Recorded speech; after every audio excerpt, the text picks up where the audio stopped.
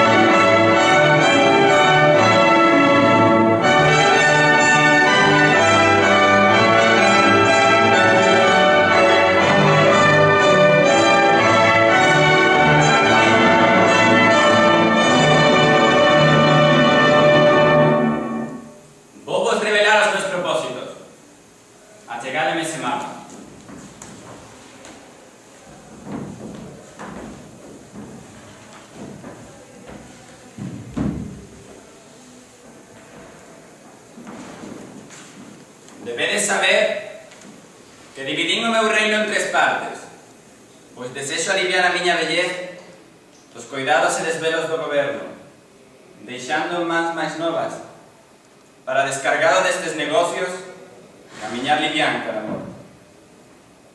Decídeme, miñas fillas, nesta hora de me desprender de todo o poder, de toda a autoridade do meu reino, cal de vos me profesa máis amor? A miña generosidade será maior con aquela con cariño que mereza maior recompensa. Ti, Gonelio, a miña primogénita, fala en primeiro lugar. Señor, non existen verbas que expresen o meu amor por vos. Amo-vos máis que a luz dos meus ollos, máis que a todo existente ou imaginario, máis que a vida honrada de grazas, saúde, fermosura e honra. Como filla ninguna, amou endexamais o seu pai. Traede o máis preciado polos homes. Eu amo-vos por riba de todo.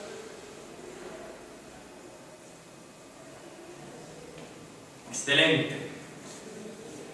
Do que abrangen estas extremas, desta liña a outra, coas súas fragas mestas, os seus caudalosos ríos, os seus fértiles campos e as súas extensas pradeiras, nomeo te dono. Agora escoito a miña filla segunda, a moi amada Regania. Que di?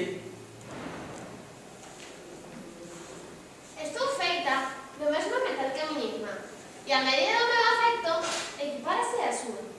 Con sinceridade, debe declarar o meu corazón que as súas verbas describiron fielmente a sustancia dos meus sentimentos. Só que ela quedou curta.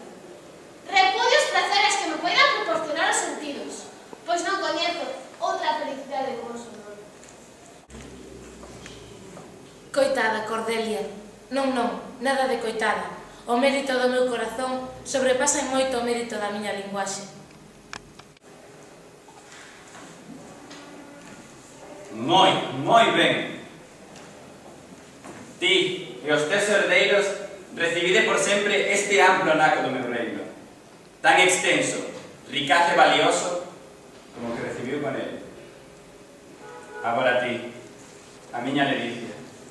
Que tes que me manifestar para recibir unha parte máis ricaz que as túas irmás?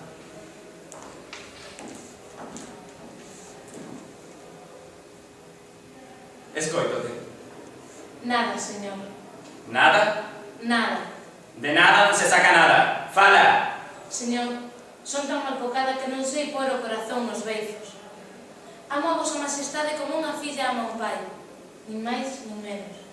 Como, Cordelia? Que dis? Mire ben as túas brevas se non queres que sufra teu dote. Meu bo señor, destes miña vida, velastes por min e quixéstesme. En correspondencia, recibides de min o que deberme sinal. Amo-vos, obedézovos e respeto-vos fondamente.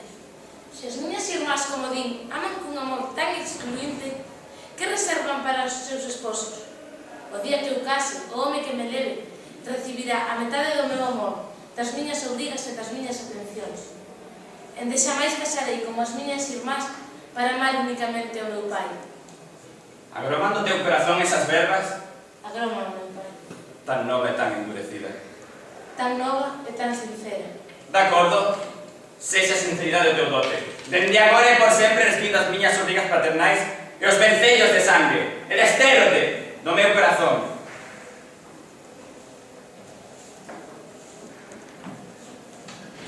Pero, señor, Silencio, Ken. Non te interpoñas entre o dragón e o obxeto da súa furia. dispón da miña vida se a túa filla menor non é a que máis te ama. Non está valeiro un corazón porque se exprese con voz tímida. Interposte entre as miñas ordes e o seu acatamento, o arco está tenso, ten. Ten conta coa frecha. Que se dispare, aínda que me atravese o corazón, porque non vai perder quen as boas maneiras cando lea perde o sentido. Adeu, rei, a liberdade está fora, aquí está o desterro. É cousa mala de entender que a persoa que ata hoxe foi a vosa filla predilecta, obxeto das vosas gabanzas, consolo da vosa vellez, cometese en tan breve tempo un erro tan monstruoso que lle arrebatase todos eses merecementos. Pero o seu único pecado foi carecer dunha mirada persuasiva e dunha linguaxe eficaz que lle permitise expresar os seus sentimentos.